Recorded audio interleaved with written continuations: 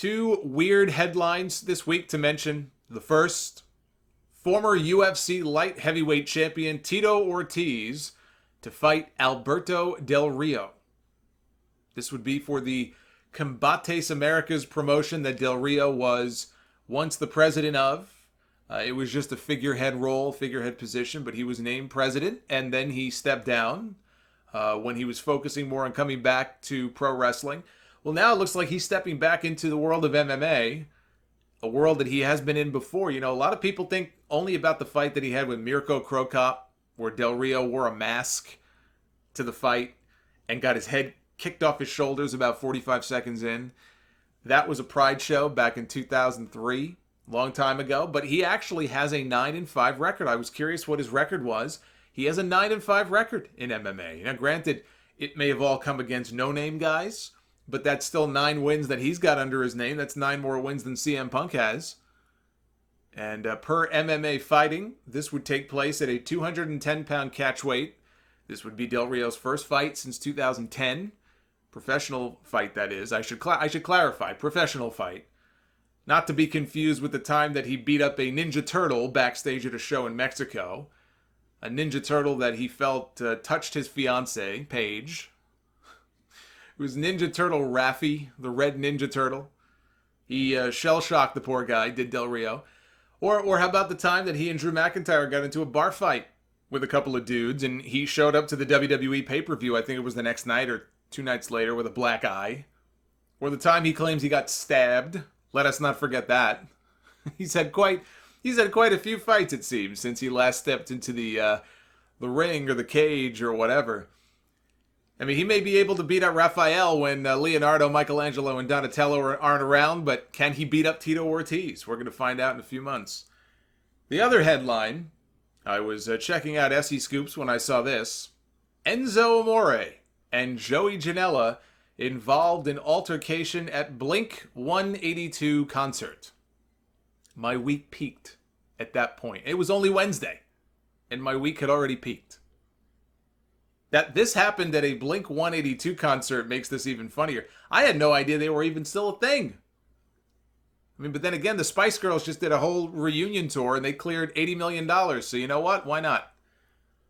20 seconds of video was posted of said incident, which Joey Janela claims is not the entire video, and that may well be true.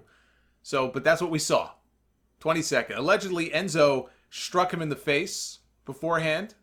Again, don't know how true that is.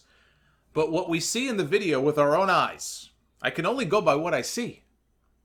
And what I see in this video are 2 guys squaring up for a fight that never actually happens, but every time Enzo steps closer towards Janela, Janela backs away from him. And Janela's fighting stance, not that I'm some expert fighter, but holy shit, that was embarrassing. But watching him back away from Enzo Amore is something he may never live down. This all started when Janela tried to introduce himself to Enzo. Janela has a history with Enzo Amore in that he once challenged him to a shoot fight and said that he made a joke of the wrestling business. At StarCast this year, he prank called Enzo on stage at one of the panels, one of the events. Enzo obviously remembered. The next morning, Janela tweeted, "White Claws are the devil's juice." Yeah, you know what? If I woke up the next morning and I saw people mocking me for backing away from a fight with Enzo Amore, I'd blame the alcohol too. It's a convenient excuse.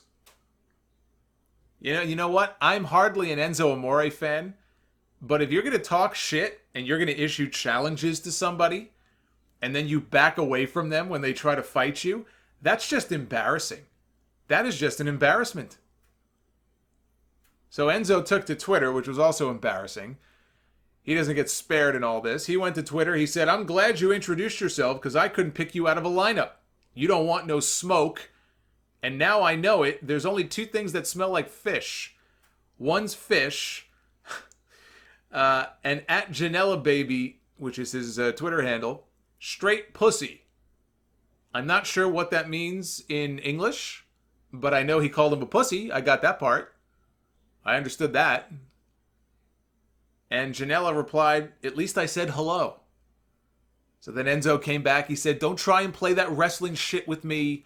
You'll end up on fucking World Star. I know World Star. See, that I know. He said, where was that energy at? We ain't friends at Janela, baby. Don't introduce yourself to me, fuckboy. I thought you were a fan. Ha ha ha.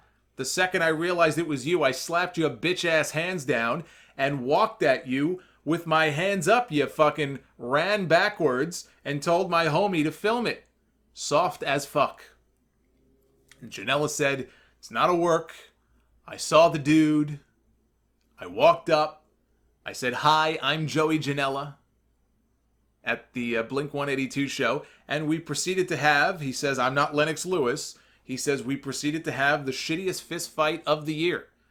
I'm not a pussy, but we had fun.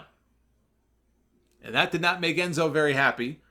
He said, boy, we didn't have the shittiest fist fight of the year. I slapped your fucking hands down and walked at you with mine up, and you walked away and let me know that it's all the shit you talk is all just the work.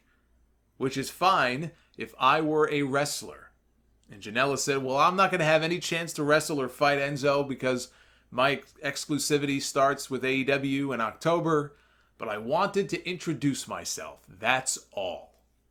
That sounds like a guy who talked a lot of shit about somebody and never thought that he would actually confront them and was trying to be like, it's all just a joke. Let me introduce myself. It's all cool. We're cool, right? We're cool. Well, apparently not. Enzo didn't take it as a joke. You called him a joke. You prank called him. You talked all this shit about the guy. What did you expect was going to happen? It's interactions like this that really drive home the point that Twitter is the absolute worst thing to happen in pro wrestling since the death of WCW. There's been some... obviously, there's been some tragedies, but aside from that, the worst thing to happen to pro wrestling is Twitter. Remember when we used to have larger-than-life stars? Right? It wasn't that long ago. What are we talking? 20 years? 25 years? Now we have guys pantomiming, not even fighting, pantomiming at a Blink 182 concert and then shitposting about it on social media.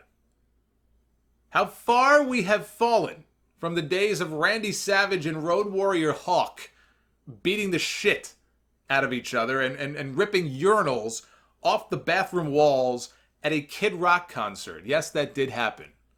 That's a whole story for another day. But we saw more action in that Bagel Boss video that went viral than we did here with Enzo and Janela. This was like the human incarnation of an argument between two people in the comment section on YouTube. There are no winners, only losers.